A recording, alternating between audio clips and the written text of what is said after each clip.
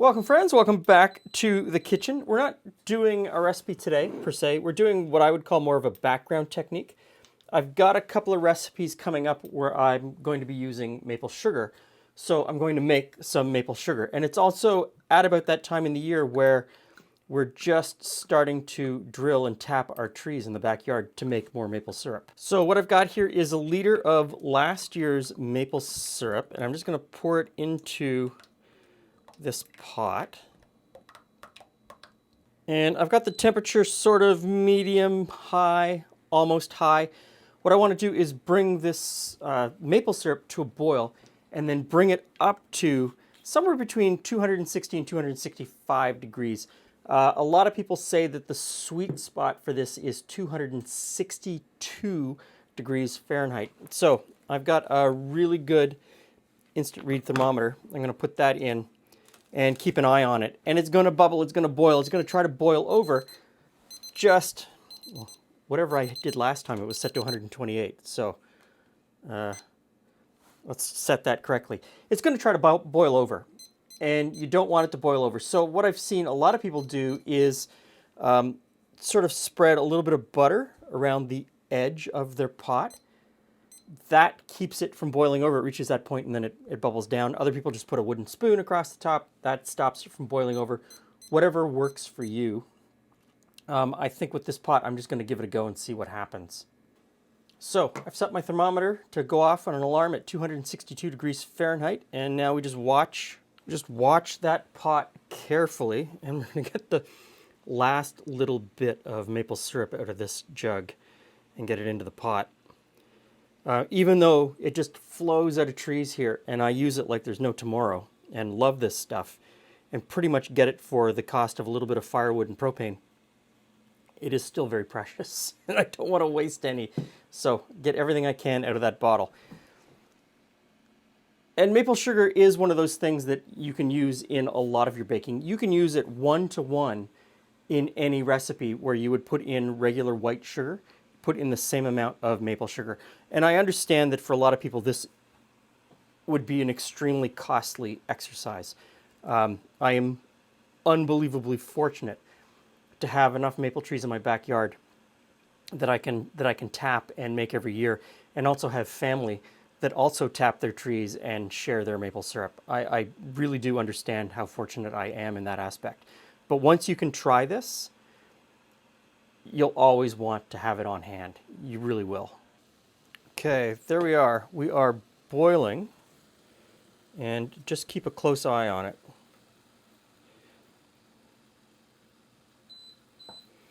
Don't let it boil over.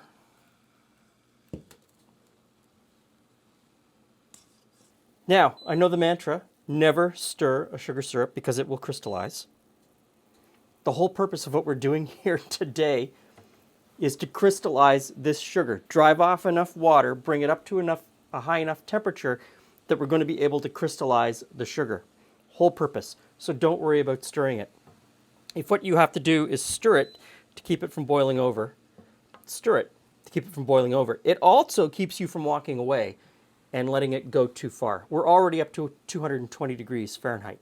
So watch it closely. Don't walk away. Don't let it boil over because it will make a horrible mess. Stir it if you need to. And I kind of prefer the stir method to the butter method. That's just me. Why add a little bit of butter into it if you don't have to? Okay, I'm really controlling the temperature at this point because we're sort of bouncing around. There we go, 262. I don't want to burn it. I don't want to take it too far. Okay, so I've lifted the probe off the bottom of the pot so I can get a more accurate temperature. And we're hovering in that 262, 263 degree mark. There we go, 264. I'm going to say this is done, so I'm going to pull it off the heat. Sit it over here. Take the temperature probe. Put it somewhere that it's not going to get maple sugar everywhere. And then the same with the wooden spoon. Now, you can stir this with a wooden spoon. If you have a mixer, I would suggest using the mixer.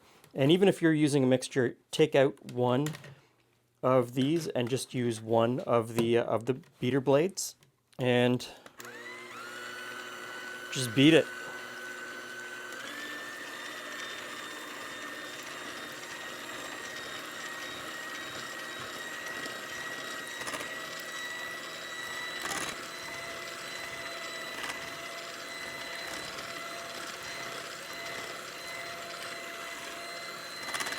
And so what you end up with is a pot of crumbly sugar. And you'll get some big bits and you'll get some fine bits. Resist the temptation to pop that in your mouth. It'll taste amazing, but it will burn your mouth at the same time. So don't do it. Learn from experience. And at this point, now I'm going to sift it.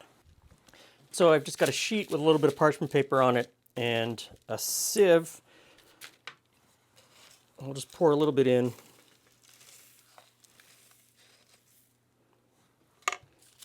And sift out the sugar.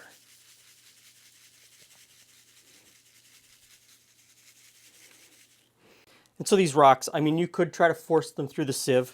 It doesn't work very well, so I just put them in a food processor and whiz them down to a nice fine grind, and then pass them through the sieve again a second time.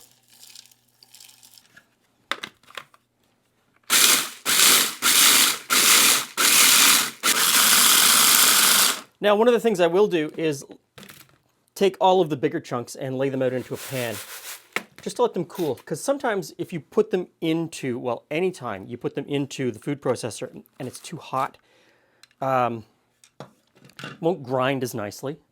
And you'll notice that it gets really sticky, and you don't want that to happen. And that's kind of why I'm also putting it out, the really fine stuff on this tray, so that it cools and it doesn't stick together and you get that fine granulation. So this is just a matter of sifting and grinding and sifting and grinding and sifting and grinding and going back and forth until you get it all to sort of the fine grind that you want it to be, or the size of kernel that you want it to be.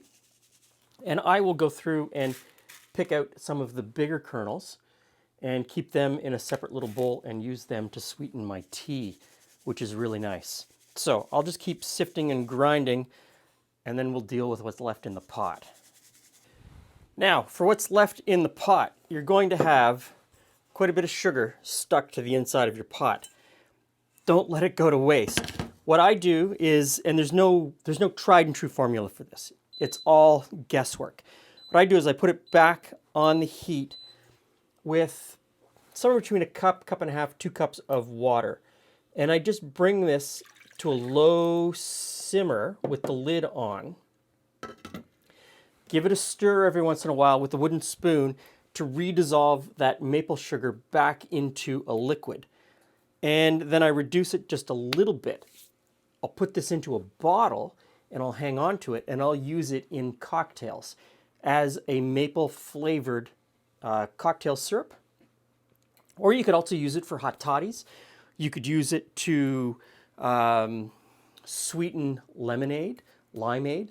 Works really well in those. That sort of subtle hint of maple flavor in the background of a lemonade is absolutely fantastic.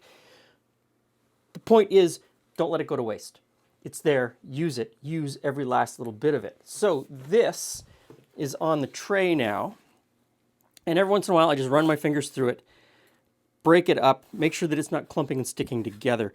You don't want to put it into a jar until it's fully cooled, because it will turn into a solid block of sugar.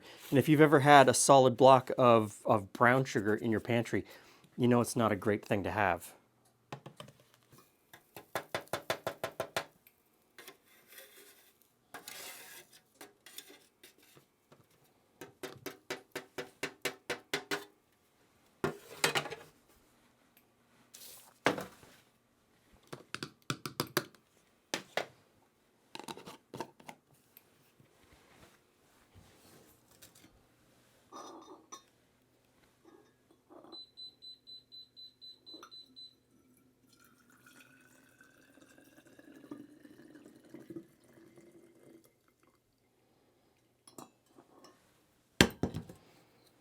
And that's it. That's all there is to it. There's really not anything hard about making maple sugar other than the cleanup. Your kitchen does get really sticky with sugar everywhere. Now, I did, this is the liquid that I put back into the pot. I did concentrate it down. I kept tasting it until I kind of got to a point that I thought, okay, that is like a simple syrup. It's the right sort of sweetness and the right amount of liquid to use in cocktails or coffee or tea or any sort of beverage like that. This is the maple sugar, and we started out with a liter and we ended up with 1,200 milliliters by volume of the sugar. So you get a little bit more sugar than you started with, but that's because there's more air incorporated in this. Now, over the next couple of weeks, you're going to see me use this in a bunch of recipes. I've got some things picked out that use maple sugar, so stand by and take a look at those. Thanks for stopping by. See you again soon.